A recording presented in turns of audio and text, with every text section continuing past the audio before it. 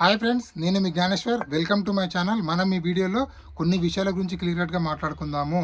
నిన్న ఎపిసోడ్ చూసిన తర్వాత సంజన గారు బర్ని గారికి అన్యాయం చేశారు అనిపించిందా మీకు?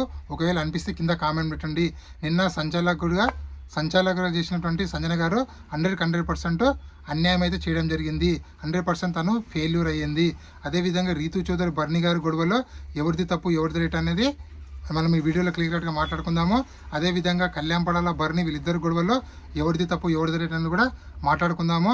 అదేవిధంగా టికెట్ ఫినాల టాస్క్లో గ్రూప్ గేమ్ ఆడడం కరెక్టా అనేది దాని గురించి కూడా క్లియర్గా మాట్లాడుకుందాము. అదేవిధంగా టికెట్ ఫినాల విన్నరు కళ్యాణపడాల అవ్వడం జరిగింది. సో కళ్యాణపడాల ఏ విధంగా టికెట్ ఫినాల విన్నర్ అయ్యారు, ఎవరిపైన గెలిచారు, మిగిలినటువంటి ఎవరెవరు గేమ్ ఆడారు అనేది ఈ వీడియోలో క్లియర్గా మాట్లాడుకుందాము. అదేవిధంగా నామినేషన్లో ఉన్నటువంటి 6 కంటెస్టెంట్ల ఓటింగ్ ఆర్డర్ ఎలా ఉంది, ఎవరు సేఫ్ జోన్లో ఉన్నారు, ఎవరు డేంజర్ జోన్లో ఉన్నారు, ఎవరు ఎలిమినేషన్ దగ్గర ఉన్నారనేది ఈ వీడియోలో మనము క్లియర్ కట్గా మాట్లాడుకుందాము. అంతకన్నా ముందు బిగ్ బాస్ 9 టైటిల్ విన్నరు కళ్యాణ్ పడాలా అవుతాడా, లేకపోతే ఇమాన్యుయల్ అవుతాడా, తనుజ అవుతారా, ఎవరైతారా అనేది ఈ వీడియో కింద ఒక లైక్ చేసి నా ఛానల్ని సబ్స్క్రైబ్ చేసుకొని మీరు కింద అయితే కామెంట్ అయితే పెట్టండి. అసలైన మ్యాటర్కి వెళ్ళిపోదాము. బిగ్ బాస్ హౌస్లో నిన్న రీతు చౌదరి అదేవిధంగా బర్ని వీళ్ళిద్దరి మధ్యలో ఒక టాస్క్ జరిగింది కదా, ఆ టాస్క్లో జరిగిన అన్యాయాల గురించి మాట్లాడుకుందాము. ఆ టాస్క్లో చెప్పాలంటే రీతు చౌదరి రెక్టాంగిల్ షేప్లో ఉన్నటువంటి ఒక బ్లూ కలర్ షేప్ తీసుకొచ్చి పెడుతుంది కదా, అది 100% రెక్టాంగిల్ షేప్లో అయితే లేదు. ఎందుకంటే రెక్టాంగిల్ షేప్లో 3 సైడ్ల సమానంగా ఉండాలి. అక్కడ కార్పెంటర్ చేసిన తప్ప, లేకపోతే బిగ్ బాస్ కావాలని గొడవ కావాలని చెప్పి రెక్టాంగిల్ షేప్ తప్పు డిజైన్ చేసేది తెలియదు. కానీ అక్కడ ఇట్లా సర్కిల్ అంటే ఒక తాను ఉబ్బి ఉంటుంది. సో అది రెక్టాంగిల్ షేప్ కాదని చెప్పి బర్ని గారు తనుజ గారు వాళ్ళ వాదన అయితే చేయడం జరిగింది. 100% వాళ్ళ వాదన కరెక్టే.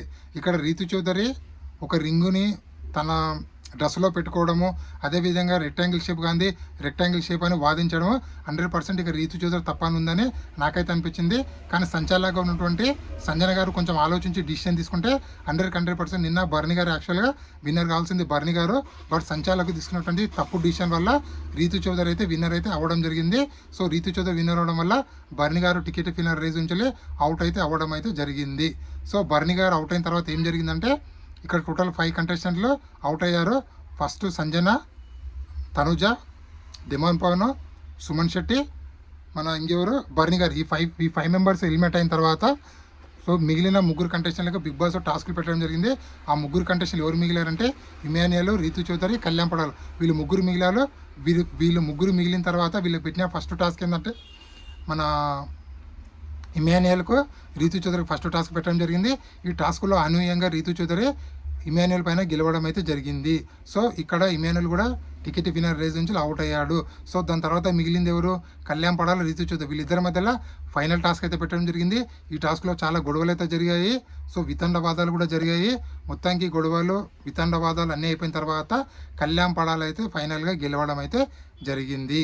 సో ఆ విధంగా రీతు చౌదరి పైన గెలిచి Kalyan Padala ticket phenol winner అయితే అవ్వడం జరిగింది. బిగ్ బాస్ 9 ఫస్ట్ ఫైనలిస్ట్ అయింది కళ్యాణ్ పడాల. కంగ్రాచులేషన్ టు కళ్యాణ్ పడాల ఫ్యాన్స్కు పెద్ద గుడ్ న్యూస్ ఇదైతే. సో అదేవిధంగా నిన్న మన ఎవరు ఇప్పుడు ఆల్రెడీ ప్రోమోలు చూసాం కదా, కళ్యాణ్ పడాల బర్ని వీళ్ళిద్దరూ వాగ్విధం చేసుకున్నారు కదా, ఎవరిది తప్పు ఎవరిది రైట్ అంటే ఇక్కడ బర్ని గారు ఎప్పుడో ఫిఫ్త్ వీక్లో జరిగినటువంటి క్యాప్టెన్ టాస్క్ని ఇప్పుడు తీసుకొచ్చి మాట్లాడడం 100% తప్పు. అదేవిధంగా నీ పేరు తీయలేదు అని చెప్పి వాదించడం అది వితండవాదం అవుతుంది. ఎందుకంటే ఆ వీడియోలో ఉన్నదే కళ్యాణ్ పడాల అన్యాయం చేసిన చెప్పి బిగ్ బాస్ ఆ రోజు ఒక క్రియేట్ చేసి తనుజ గారికి కావాలని చూపించారు. సో తనుజ కళ్యాణ్ పడాలి గొడవ పడాలని చెప్పి బిగ్ బాస్ టీము ఆ రోజు కావాలని ఆ వీడియోని తనుజకు చూపించింది. సో తనుజ దాన్ని లైట్ తీసుకుంది, కళ్యాణ్ పడాలి కూడా దాన్ని లైట్ తీసుకుని నా మిస్టేక్ ఏం లేదని చెప్పి. కానీ ఎప్పుడు ఫిఫ్త్ వీక్లో జరిగిన ఆ వీడియోని ఇప్పుడు బర్ని గారు మాట్లాడడం 100% తప్పని నాకైతే అనిపిస్తుంది. ఎందుకంటే బర్ని గారు ఎలిమినేషన్ అయ్యి ఇంట్లోకి వచ్చినాక ఆ నెక్స్ట్ డేనే నామినేషన్ చేసిండు. నువ్వు ఫిఫ్త్ వీక్లో అన్యాయం చేశావు, అన్యాయంగా క్యాప్టెన్ అయ్యావు, నువ్వు ఆ వీడియోలో నువ్వు ఇలా ఉందని చెప్పి నామినేషన్ చేస్తే అదే రోజు కళ్యాణ్ పడాల దాని గురించి ఏదో ఒకటి ఎక్స్ప్లెయిన్ చేసుకుంటుండే.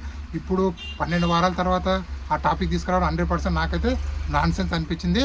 సో మొత్తం ఎపిసోడ్ టెలికాస్ట్ అయిన తర్వాత ఎవరిది తప్పు ఎవరిది రైట్ అనేది మనమైతే క్లియర్ కట్గా మాట్లాడుకుందాము. అదేవిధంగా నామినేషన్లో ఉన్నటువంటి 6 కంటెస్టెంట్లో వీళ్ళల్లో తనుజ ఓటింగ్ 30%లో ఉంది.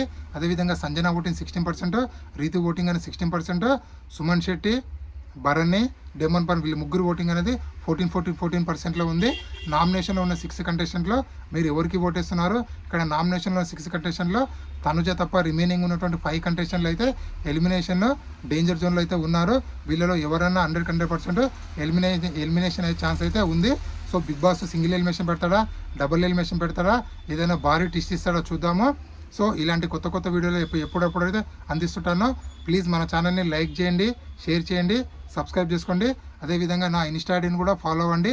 నా ఇన్స్టా ఐడి పేరు జ్ఞానేశ్వర్ బీబీ రివ్యూస్ అని ఉంటుంది. నేను మీ జ్ఞానేశ్వర్. జై హింద్.